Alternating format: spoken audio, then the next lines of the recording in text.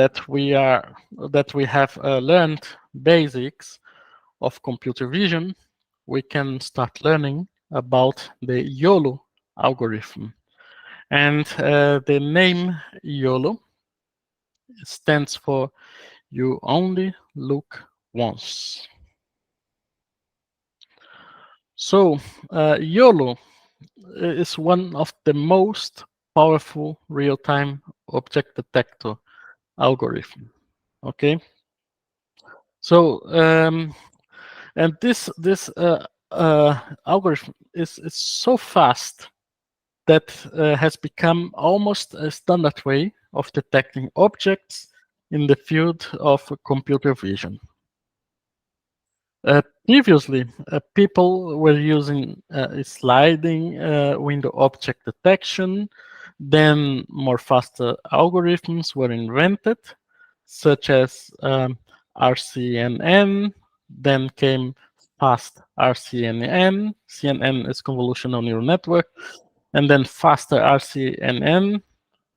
But in 2015, YOLO was invented, which outperformed all of the previous object detection algorithms. And when we talk about object detection, we are talking about the class the object belongs, the position, and the bounding box around the object within the image. Okay, so as you can see here in these images, you have a static image, and YOLO can be trained to detect anything you want: a chair, a book, a cup, scissors, mouse, everything you want. And this can be also used for videos. As you can see here in this highway, this model is trained to detect vehicles, but it can be also for real-time video. So you have a real-time video running, and in the background, the algorithm making the detections. It's okay. And now, how does it work? So take a look at this image. So if you see here, we have a trained YOLO to detect persons and cups, okay? And in this picture, you can find myself from 2 weeks ago.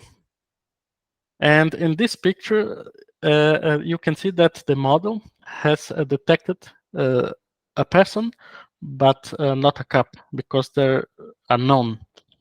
And let's have a look how it works. Look at this vector on the right here. Look at this vector. So we have these variables where PC stands for probability of a class. That means if there is a person or a cup, it will be 1. Okay. And if there is no person or nor cup, this number will be 0. Then we have bx and by, and these are the coordinates of the center of the bounding box, as you can see here in this white point. And bw and bh, they are the width here below and the height of the bounding box. And in this case, we have C1 and C2 that represent the classes, where C1 represents the class person and C2 the class cup. So we have here 1 for C1 because there is a person in the image, and we have 0 here for class 2 because there is no cup in the image. Okay. So now have a look at this image, and there are 2 bounding boxes. what a YOLO algorithm will do. So it will divide this image into kinds of grid cells, as you can see here in blue. And here I'm using a 4x4 grid to illustrate. It could be 2x2, it could be 10x10, and so on. There is no fixed rule that it has to be 4x4. It was just because I wanted to do like this in this example. And for each of the grid cell, yeah, for example, this one here, you can encode or you can come up with the vector that we saw earlier.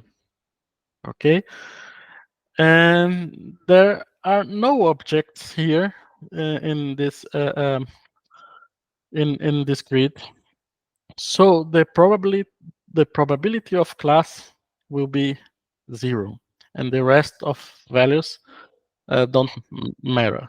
Okay, but for this particular grid cell, the cup is in the picture. Yeah, as you can see here.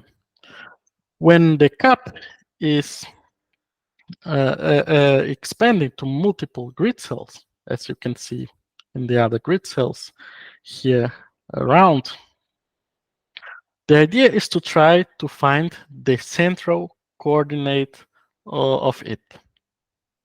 And when looking for coordinates, you can think about um, this point here on the top as 0, 0, and this one here as 1, 1 coordinate. Now you can create this vector here, yeah, where okay, here PC should be 1. This was a typo, yeah, because the class is identified instead of 0. Here should be 1, okay, and which means that you have some object here. And as you can see, C1 for person is 0, and C2 for a cup is 1, okay?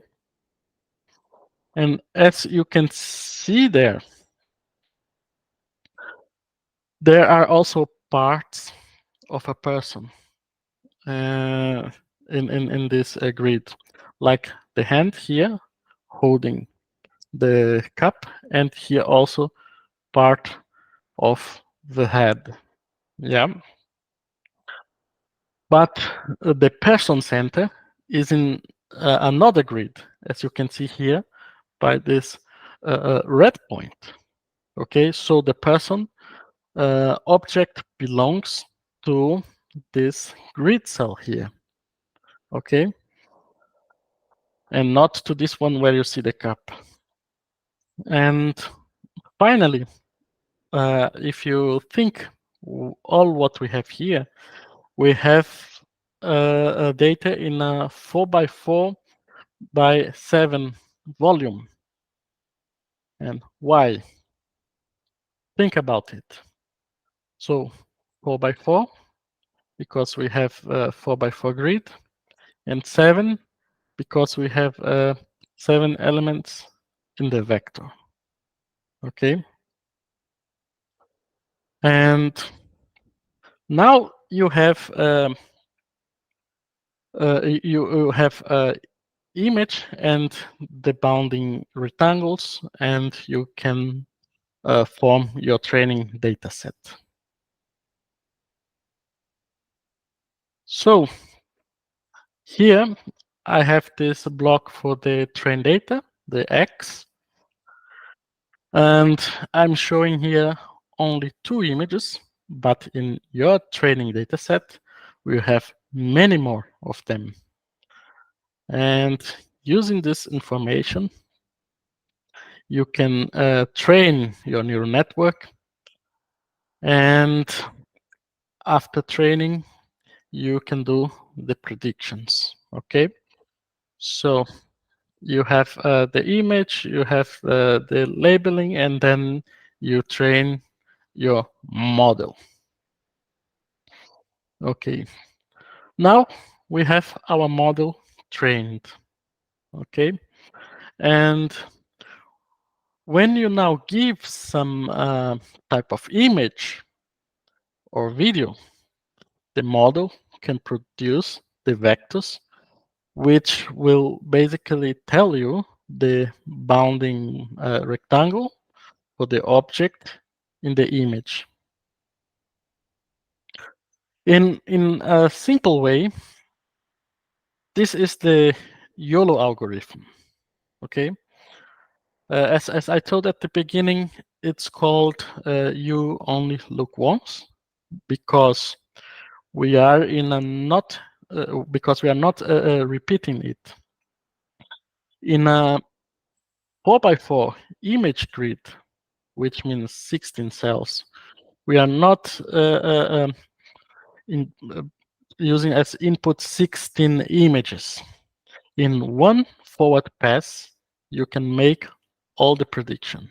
Okay, and that's why it is called you only look once. Now, here you can see a more detailed structure of the YOLO V8 architecture. Okay, we are working with the version 8 of this architecture. And this architecture has more than one version.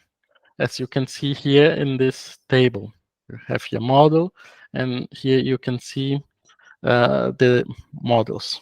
Okay, and N stands for nano, S for small, M for medium, L for large, and X for extra large. Okay, so here in this other column, we have D, the depth multiple, and this will multiply the convolutional blue boxes in this 2F here yellow box, defining the number of bottleneck layers that will exist. Then we have W, the width multiple, and this will be used to calculate the depth in some layers. And R here is the radius, the proportion. And with these models here, you can choose the one that fits better your purpose. For example, solving problems that need a higher speed, you should choose the nano one. And if you want more accuracy, you should choose the extra large one. Okay, and to calculate the grid size, you just have to take the image input. Here, as you can see, the image of a cat. Here says that it has 640 by 640. Okay. Then this value, you can calculate the grid size dividing by strides of 8. Here it's so small. Yeah, stride of 8, 16, and 32. This means that your input images should be divided by 32. Okay. For example, if we use this 640 by 640 pixels image, we will have a grid of 80 to 8, 80 to 80 by 80 to detect small objects. Okay, you have 80 grids by 80 grids. Okay, then this is for small objects. Then For the next one, to detect medium objects, you have this 40 by 40, okay? And then to detect big objects, you have this 20 by 20 grid here, okay? So this is just a very general way to talk about this YOLO V8. Is a very complex architecture, but the idea here is just to provide the idea of how it works. Okay, you can see there are many convolutional layers and different detectors, and yeah, so the idea is not to focus in the details here, it's just to give a general overview. Okay.